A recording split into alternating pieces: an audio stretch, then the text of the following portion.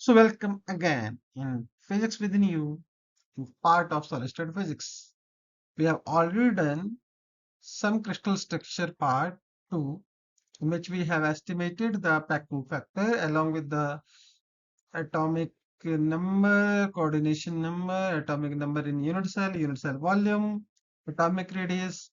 So you can see all those 5 plus 1 or 2 videos. So now we will go towards the determination of lattice constant. But simultaneously, I got some information that you people are not knowing how to draw the cubes, and that's a really big problem. So how to handle that one?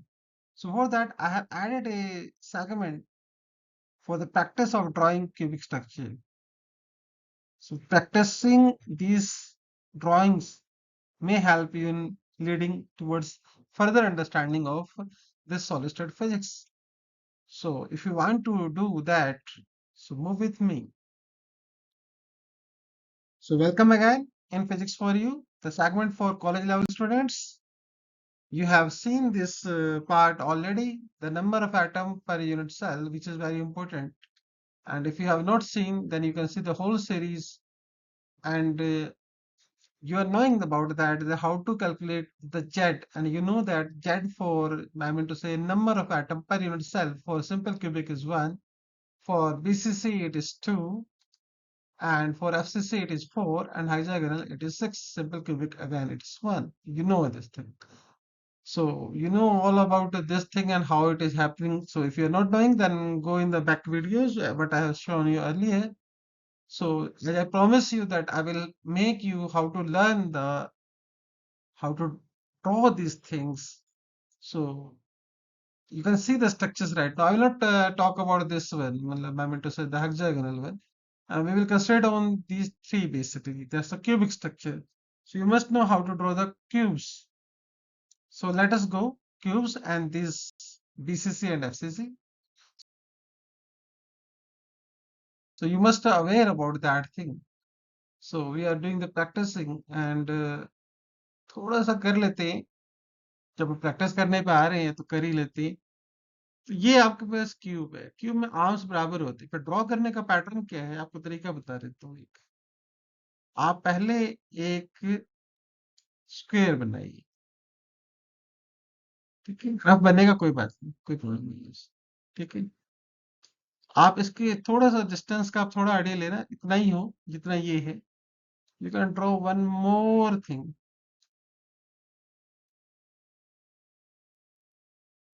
देखिए यही तरीका है बनाने का. हो गया. Now you can couple this thing here.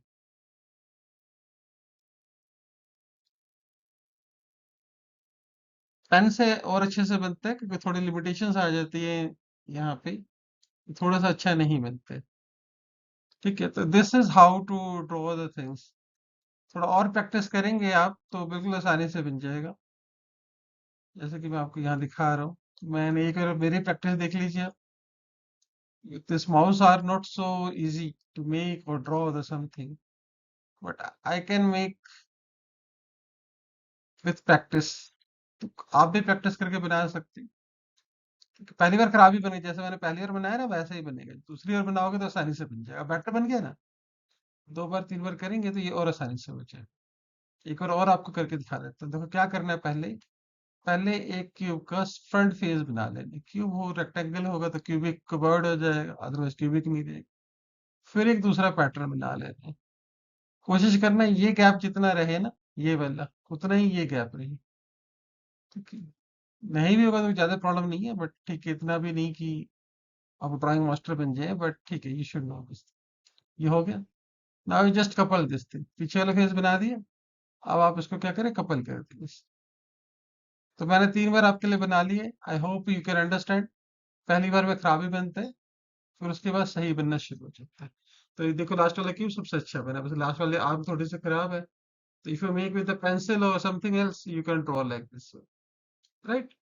तो आप ऐसे ड्रॉ कर सकते हैं. अब जहां तक बात आई कि सिंपल क्यूबिक करना है कि बाकी चीजें करनी है, तो वहां पे मैं आपको सजेस्ट करूंगा जब भी सॉलिस्टेड हो ना, तो you should bring the colour pens, colour pen, और you can use the blue pen and pencil. पर कम से कम दो डिफरेंट होने ही चाहिए। अब सिंपल क्यूबिक के केस में तो कुछ भी नहीं है। आपको क्यूब ड्रॉ करना तो मैंने बता ही दिया। अब तो इतना आ ही गया ना, आपको क्यूब ड्रॉ करना तो आता ही है। You can draw like this. बहुत लंबा चौड़ा काम नहीं है। और ऐसा भी नहीं कि एग्जैक्ट आपको क्यूब ही बनाना है, थोड़ा बहुत ऊपर नीचे चलेगा। ये तो आगे बनाना। अब क्या करना है, पहले दो फेज बना लेने हैं, एक थोड़ा सा पीछे। मैंने बार बार दिखाया है, चौथी बार बना रहा हूँ, fourth time I am making this one. So you have this one, ठीक है। अब इसको बनाना है, इसमें कन्वर्ट करना है सिंपल क्यूबिक में। तो कोई दूसरे कलर का पेन, आपके पास पेंसिल हो तो पेंसिल ले लेना। मैं पेंसिल, चलो ब्लैक कलर ले लेते हैं यहाँ पे। ये समझ लेना पेंसिल है, नीचे वाला पेन है। एक यहाँ पे सर्कल, एक यहाँ पे सर्कल। ये नीट एंड क्लीन डायग्राम है हमारा, कोई इश्यू नहीं है इसके साथ। ठीक है, इतना भी होगा तो चलेगा, कोई नहीं आपको कुछ कहने वाला। बट कोशिश करो कि इसमें एक से दो कलर पेन, ये पेंसिल, सो दैट आपको क्लैरिटी रहे। क्योंकि जो पेपर चेक करने वाला है, जो एग्जाम चेक करने वाला है, उसको सब क्लैरिटी रहती है। क्लैरिटी किसे नहीं रहती है? स्टूडेंट्स को नहीं रहती खुद। तो उनको आपको क्लैरिटी देखो बन गया। तो आपसे इतनी ही उम्मीद रखी जाती है। सो ये नीट एंड क्लीन है, ये नीट डायग्राम है, थोड़ा परेशान होने की जरूरत नहीं है। अब मैं इसे आपको प्रैक्टिस कराने के चक्कर में देखो मैं कितनी बार क्यूब बनाऊंगा। आप सोचते रहोगे क्या बना रहे हैं। अब देखो, अब दूसरा क्या था हमारे पास केस, याद करो। मैंने वही कहा, मेरे पास मैं सोचना कि मेरे को प्रैक्टिस अलग टाइप की है। तो मैं तो चाहे कैसे भी बना लूंगा, कि मैंने बहुत बार बनाया हुआ है, तो मुझे पता है कि मैं थोड़ा इधर उधर भी कर दूंगा। तो कैसे करूंगा, पर आपको क्या करना है, आपको पहले दो फेज बनाने हैं। जैसे जैसे आपकी प्रैक्टिस हो जाएगी, तो आप मेरी तरह भी करने लग जाओ। ठीक है। और मैंने कहा ना, थोड़ा बहुत दाएं बाएं कुछ ज्यादा फर्क नहीं पड़ता। I am making without scale, मुझे स्केल की जरूरत नहीं है। तो आपको भी ये पॉइंट ध्यान देखना। अब क्योंकि देखो, स्ट्रक्चर की अगर बात करोगे ना, तो स्ट्रक्चर तो मैं कहीं से भी ड्रॉ कर सकता हूँ। आठ है, मुझे पता है आठ है, मैं फटाफट मैंने आठ ड्रॉ कर दिया, देखिए यहाँ पे। तो मैंने एट, ये एट कौन से है? सिंपल क्यूबिक के हैं, सिंपल क्यूबिक के एट। एट कॉर्नर पे, सबका कंट्रीब्यूशन 1/8। तो टोटल कंट्रीब्यूशन जेड किया 1। अब इसमें बीसीसी अगर करोगे तो क्या करोगे, इस पूरे के सेंटर में, सेंटर कहाँ बन रहा है? यहाँ पे। तो यहाँ पे एक क्यूब डाल देते हैं। मैं कलर चेंज इसलिए कर रहा हूँ ताकि आप आइडेंटिफाई कर लो। नहीं तो नॉर्मली आइटम सेम भी हो सकता है, डिफरेंट भी हो सकता है, डिपेंडिंग ऑन कंपाउंड क्या है। तो ये आपका हो गया बीसीसी। क्लियर हो गया? नहीं होगा, सिंगल पेन ही हो आपके पास तो कोई बात नहीं, आप ऐसे करना, आप ऐसे ड्रॉ कर, सिंपल सेम पेन से आप ऐसे ड्रॉ कर दें तो भी डिफ्रेंशिएट हो जाएगा, कोई इशू नहीं। ठीक है ना? और एक को करना, सबको करने लग जाएगा और टाइम लग जाता है। एक को ही करना आप, ठीक है। और एक लास्ट केस, अब मैं आप प्रॉपर वे में बता रहा हूँ जैसे मैंने आपको बताया, अगर नहीं मिले तो। ठीक है। Now not making in the my own पे, देखो मैंने कलर चेंज कर लिया तो कोई बात नहीं। क्या बनाना है, पहले मुझे एक स्क्वायर बनाना है, फिर थोड़ा सा पीछे हट के, थोड़ा सा ऊपर। अभी बड़ा होगा, आप इरेज कर लेना इसे। आपके पास स्केल होगा या नहीं होगा कोई बात नहीं, भी इरेज करोगे तो ऐसे कर लेना। I can draw like this.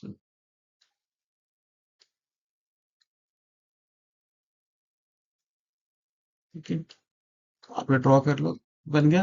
Right. अब मुझे क्या बनाना है, क्यूब भरने हैं, भर दी। वन टू कितने, एट। एट भर दिया ना मैंने, ये एट आपके हो गए। तो you have drawn the simple cubic part, क्योंकि तीनों में सिंपल क्यूबिक तो तीनों में ही रहता है, तीनों में रह गया। अब क्या करना था मुझे, अब मुझे फेस करना है। फेस का बीच क्या है? ये। इस फेस का बीच क्या है? ये। इस फेस का यहाँ पे बीच में ये कर लो आप। ठीक है, थोड़ा ओवरलैप हो जाएगा, कोई बात नहीं, मैं इसको ड्रॉ कर देता हूँ, यहीं पे खत्म करता हूँ काम। जो मैंने तीन ड्रॉ कर ली, क्योंकि आगे कंफ्यूजन होगी। ठीक है ना? अब इस सामने, इस वाले फेस पे, इस वाले फेस पे, यहाँ पे ये ड्रॉ कर दिया मैंने। और इस वाले फेस पे यहाँ पे, तो ये मैंने ड्रॉ कर दिया। अब रह गया एक नीचे वाला फेस, है ना? चलिए, हो गया सक्स। तो ये स्ट्रक्चर क्या है? एफसीसी। ये स्ट्रक्चर क्या था? बीसीसी। है ना? और ये स्ट्रक्चर क्या है? Simple cubic. तो आपको ये ड्रॉ करना है। ठीक है, आर्म बनाने को कोई कहे, लेंथ बनाने को, तो आपने तो कई बार देखा मुझे, मैं बना लेता हूँ ऐसे, डायगोनल जोड़ देना। इसमें डायगोनल जोड़ना है, एफसीसी में तो कहाँ जोड़ना है? इधर से जोड़ना है, ये डायगोनल जोड़ दिया। यहाँ पे जोड़ना है तो यहाँ पे जोड़, थोड़ा सा स्केल लेके रखोगे तो और थोड़ा बेटर बन जाएगा। पर स्केल लेके ना टाइम लग जाता है, फिर एग्जैक्ट स्केलिंग नहीं होती तो नहीं हो पाता है। तो I will suggest you the free hand. Free hand बनाओ, कोई दिक्कत नहीं है। थोड़ा बहुत दाएं बाएं होगा चलेगा, ठीक है? थोड़ा साफ होना चाहिए बस, थोड़ा बहुत ऊपर नीचे चलेगा, not a problem. So this is the how to do the practice of drawing the structures. I hope you understand this thing much. ठीक है, चलिए फिर अब अपने पार्ट की तरफ हम चलते हैं, ठीक है? तो हम लैटिस कांस्टेंट डिटर्मिनेशन की चलते हैं। अब लैटिस कांस्टेंट में क्यूबिक स्ट्रक्चर की ही बात कर रहा हूँ और किसी की बात नहीं कर रहा है। तो आपको पता है क्यूबिक स्ट्रक्चर में क्या होता है? एक लेंथ होती है जिसका एरिया, जिसका लेंथ जो होता है वो ए होता है। वही चार तीनों होते हैं तो ए क्यूब उसका वॉल्यूम हो जाता है। अब वॉल्यूम होगा, एटम होगा, मास भी होगा, फिर उसका मास होगा तो डेंसिटी भी होगी। और एक पर्टिकुलर क्यूबिक स्ट्रक्चर में कितने नंबर ऑफ एटम इफेक्टिवली हैं वो हमें जेड बताता है। तो जेड की वीडियो आप पहले ही देख चुके होंगे, तो आपको आइडिया है कि किसमें कितना जेड है। तो फार्मूले पे सीधा आते हैं, फार्मूला बिल्कुल सिंपल है। फार्मूला के कि जो वॉल्यूम होगा वो क्या होता है? वॉल्यूम क्या होता है? वॉल्यूम होता है मास अपॉन डेंसिटी। बहुत सिंपल सी कहानी है, ठीक है? मैं सीधा फार्मूला नहीं करवा रहा आपको, मैं आपको बेसिक बता रहा हूँ इसका। अब मास क्या होगा? एक यूनिट सेल कोई भी बना लो आप, जब पीछे आपने देखा तो उसमें क्या होगा मास? पर तो जो भी होगा यूनिट सेल में, तो या तो आप उसकी बात करो यूनिट सेल के मास के टर्म में, या आप बात करो एवोगैड्रो नंबर्स में। दोनों एक ही चीज है। तो आपको अनुमान जो फार्मूला मिलता है ना वो एवोगैड्रो नंबर में मिलता है। अब एवोगैड्रो नंबर क्या होता है आपको पता है किसी को? थोड़ी देर में आता हूँ, पहले इन सब के बारे में थोड़ा बहुत बता देता हूँ। ये आपका लैटिस कांस्टेंट है। जेड जो है आपका नंबर ऑफ एटम्स पर यूनिट सेल है। इसमें तो कोई प्रॉब्लम नहीं है ना आपको? अब सिंपल क्यूबिक और बीसीसी और एफसीसी में क्या होता है खूब इसके विषय में आप जानते हैं, तो अब मुझे बताने की जरूरत नहीं है कि वन होता है, टू होता है या फोर होता है। तब तक तो आपको याद हो गया होगा, 10-20 बार वीडियो देखिएगी। और मास की जहां तक बात है तो मैंने यहाँ पे मास, क्योंकि फॉर्मूला यही अक्सर शो होता है। मास पहले आप इसमें दो काम कर सकते हैं। आप इसमें एक यूनिट सेल का मास ले सकते हैं, और तो वहां पे फिर आपको एवोगैड्रो नंबर लेने की जरूरत नहीं पड़ेगी। पर ये बताइए कौन देगा एक एटम का मास? मॉलिक्यूलर वेट या एटॉमिक वेट लिखा है, एक मॉलिक्यूल के केस में यहाँ मॉलिक्यूलर वेट होता है। क्या होता है यहाँ पे? मॉलिक्यूलर वेट भी होता है, ठीक है? तो मॉलिक्यूलर वेट तो आपको कोई भी दे देगा, ठीक है? तो मॉलिक्यूलर वेट को पकड़ना आसान होता है। तो एक नंबर मोल में, यानी कि एक मोल में कितने नंबर ऑफ एटम होते हैं आपको पता है ना? एवोगैड्रो नंबर के बराबर होता है, जो कि होता है 6.022 इंटू 10⁻23। ये क्लैरिफाइड हो गया आपको? मोल कंसेप्ट है simple. I hope you know the mole concept, ठीक है? वरना मैं एक सिंगल यूनिट सेल के जो टोटल मास होता है एक यूनिट फार्मूला का, मैं उससे भी कर सकता हूँ, ठीक है ना? पर थोड़ा मुश्किल हो जाता है। और इन एडिशन टू दैट, जो भी स्ट्रक्चर है, ये वाले तीनों स्ट्रक्चर है आपके पास, उसके हिसाब से आपके पास जेड आ जाएगा, ठीक है? तो दो बातें हो गई। और जो हो गया मास, तो टोटल जो इफेक्टिव मास हो जाएगा एक मोल का, ये हो जाएगा। और मास अपॉन वॉल्यूम तो डेंसिटी होती है। तो डेंसिटी और इसको आपस में स्वैप कर दो, आप डेंसिटी को इधर ले जाओ और वॉल्यूम को इधर ले जाओ, फॉर्मूला बन गया। This is how this formula has been constructed. तो बहुत सिंपल फार्मूला है, मास अपन वॉल्यूम का ही फार्मूला है, with the concept of mole. Mole concept के साथ, तो साथ में इस बात का ध्यान रखते हुए कि मेरा क्यूबिक स्ट्रक्चर कौन सा है, जेड उसका क्या होगा। तो ये फार्मूला है, ठीक है? तो अगर भूल भी जाते हैं फार्मूला तो सिंपल याद रखो, क्यूब वॉल्यूम है। वॉल्यूम के लिए क्या होगा? मास अपॉन डेंसिटी होता है, तो मास अपॉन क्या हो जाएगा? डेंसिटी, ठीक है ना? वॉल्यूम निकल जाएगा वहां से आपके पास। मास अवोगाद्रो नंबर में बात करनी है, मोल कंसेप्ट लगाना है, और जेड जो भी सिस्टम का अप्लाई करना है। ये सिंपल सी कहानी है, तो ये आपको ये समझ में आ जाएगा। अब जो बात हम करते हैं, कुछ आइडिया भी आपको होना चाहिए कौन सा मटेरियल में कौन सा स्ट्रक्चर होता है, बीसीसी होता है, एफसीसी होता है, या सब कुछ क्यूबिक होता है। नहीं याद तो कोई बात नहीं, पर आपको बता देता हूँ, ठीक है? यूजुअली क्वेश्चंस में दिया होता है, मैं अभी क्वेश्चन करवाऊंगा वहां आपको बताऊंगा, नॉर्मली दिया होता है। तो सिंपल क्यूबिक में एक ही मटेरियल है पोलोनियम, जो रूम टेम्परेचर पे क्यूबिक स्ट्रक्चर में मिलता है। बाकी कोई भी एटम, एटॉमिक मॉलिक्यूलर जो भी बात करेंगे, उनमें नहीं होता है ऐसा कि सिंपल क्यूबिक स्ट्रक्चर हो। कि कंपाउंड से मिल जाते हैं पर इसमें नहीं मिलता है, मेटेलिक फॉर्मेट में नहीं मिलता है आपके पास। बीसीसी में आपके पास है बहुत सारे एग्जाम्पल है, आयरन है, क्रोमियम है, टंगस्टन है, मोलिब्डेनम है, वेनेडियम है, और एफसीसी में जितने आपके ये सोने चांदी तांबा जो आपके पास कॉइन मेटल है, उसके सारे एल्युमिनियम में इंक्लूड कर लो, निकल में इंक्लूड कर लो, तो ये एफसीसी की थोड़ा रफ आप याद रखेंगे इस चीज को। ठीक है, तो याद रहता है, नहीं याद रहेगा क्वेश्चन दिया होगा, खैर बड़ी प्रॉब्लम नहीं है, but I think you should remember this, that's a better thing. सिर्फ एग्जाम में पार्ट मत रखा करो, आपकी नॉलेज भी इंपॉर्टेंट होनी चाहिए। तो कौन सा कंपाउंड है जो सिंपल क्यूबिक है? Only one, and that's a polonium. ठीक है, right, you know this thing. तो अब प्रॉब्लम कर लेते हैं, बहुत सिंपल वे में हो जाएगा। तो मुझे एक लेटेस्ट थोड़ा सा प्रॉब्लम में थोड़ा सा ट्विस्ट कर रहा हूँ। ट्विस्ट क्या कर रहा हूँ, आपने अगर पिछली सारी वीडियो देखी तो आपको याद होगा कि एटॉमिक जो रेडियस होता है, लैटिस कांस्टेंट का रेशियो इंपॉर्टेंट होता है। तो आप सिर्फ लैटिस कांस्टेंट निकालेंगे तो क्वेश्चन तो कुछ है ही नहीं। ठीक है, तो एटॉमिक रेडियस भी निकालिए। कॉपर का दे रहे हैं, स्ट्रक्चर मैंने पहले बता दिया, वीसीसी नहीं बताता तो अब आपको पता है कि जो मेटेलिक आपके पास कॉइन्स हैं जो बनते थे सिक्के, कॉपर के बनते थे या जो भी बनते थे उस समय, तो उसका एक्सिस स्ट्रक्चर है यहाँ पे। तो मास गिवन है, डेंसिटी गिवन है, क्रिस्टल स्ट्रक्चर पहले ही पता है, इसलिए जेड आपको पता है 4 है। तो फार्मूला आपको पता ही है, फार्मूला आप यूज करिए। इस फार्मूले में Na की वैल्यू डालिए, सारे पैरामीटर गिवन है, कोई भी न्यूमेरिकल टफ नहीं है। हाँ, यहाँ में थोड़ी प्रॉब्लम आएगी जब आप इसको सॉल्व करेंगे ना, क्योंकि यहाँ पे अगर आप ध्यान से देखेंगे तो what's the problem is there, कि आपको प्रॉब्लम में क्या मिलेगा, यहाँ पे ए क्यूब है, राइट, ये ए क्यूब है, ये ए नहीं है। तो आपके पास कैलकुलेटर होगा यूज करते हैं, तो आप उसको कैलकुलेटर को से आप उसको यूज कर सकते हैं। तो जब यूज करेंगे ना, जब एक क्यूब निकालेंगे, तो एक फैक्टर होता है कैलकुलेटर को, आप ध्यान से देखना, x raise to power y का। ठीक है, ये सब कैलकुलेट करने के बाद तो आ जाएगा, यहाँ पे आप डाल दोगे 0.33। अब अगर 0.33 दो बार डालोगे ना खाली, क्योंकि 1.3 तो यू नो ये बहुत टाइम है, तो ये वैल्यू जाएगी ना आपकी 3.56 या 57 के आसपास आएगी, डिपेंडिंग ऑन द क्या कैलकुलेशन आपने यूज करी है। बट जो एग्जैक्ट आंसर है वो 3.615 है, हमें पता है। तो आप उसमें कोशिश करना 3 की वैल्यू बढ़ा देना, कैलकुलेटर यूज करते हुए इस चीज का थोड़ा ध्यान रखेंगे अगर ये न्यूमेरिकल आ रहा हो। ठीक है, क्योंकि नॉर्मली आईआईटी एग्जाम में जब क्वेश्चंस आते हैं, क्या होता है, या तो ये ऐसा क्वेश्चन तब आपको देते हैं जब आपका टाइम लेंथ बढ़ाना होता है, नहीं तो आईआईटी एग्जाम में क्या होगा, सिंपल इन्हीं का अबाउट रह जाता है। ये स्ट्रक्चर है, बीसीसी स्ट्रक्चर है, बताओ जेड कितना होगा, इतने सिंपल क्वेश्चन होते हैं कई बार।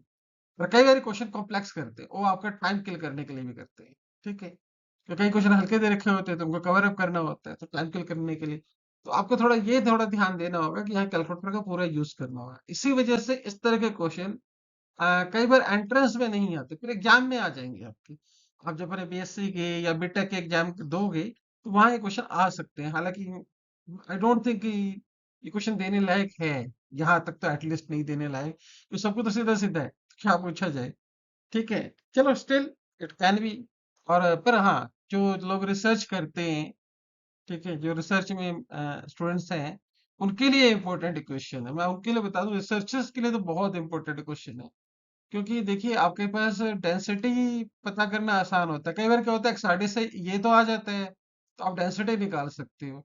तो टिपिकली जब वो एक्सआरडी एनालिसिस कर रहे होते हैं ना, तो उस मोमेंट उन रिसर्चर्स को इसकी बहुत जरूरत होती है। तो ये फार्मूला और ये वीडियो बादल अपार्ट तो टिपिकली उनके लिए इंपॉर्टेंट है जो रिसर्चर है, अर्ली रिसर्चर्स के लिए। ठीक है, टिपिकली अगर वो क्यूबिक स्ट्रक्चर पे काम कर रहे हैं तो। ठीक है, बाकी बीएससी और बीटेक के लिए सिंपल है, you should know the formula, apply it just to get the answer. Twist यहाँ पे था मेरे, r upon a. R upon a क्यों क्रिटिकल है, ये देख तीनों बच्चे के लिए इंपॉर्टेंट है जो भी अपर क्लासेस में है, मतलब अंडर ग्रेजुएट्स के लिए भी, ग्रेजुएट्स के लिए भी, और इवन जो पीएचडी स्कूल है हमारे उनके लिए भी, कि आर अपॉन ए का रेशियो बहुत क्रिटिकल होता है। और आप you are working about the FCC structure, so you are knowing that what's r upon ए।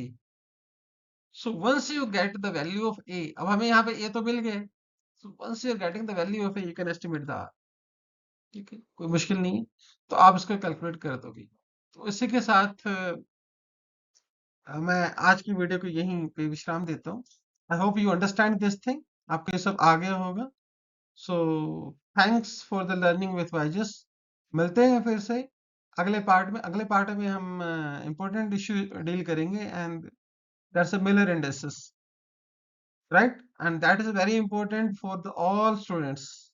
ठीक है, ये whether is under graduate, post graduate और इवन द रिसर्च स्कॉलर, तो उन तीनों के लिए ये बड़ा इंपॉर्टेंट है, मिलर इंडिसेस, क्योंकि लैटिस प्लेन की अंडरस्टैंडिंग बहुत अच्छे से होनी चाहिए। तो मिलते हैं फिर से। थैंक्स।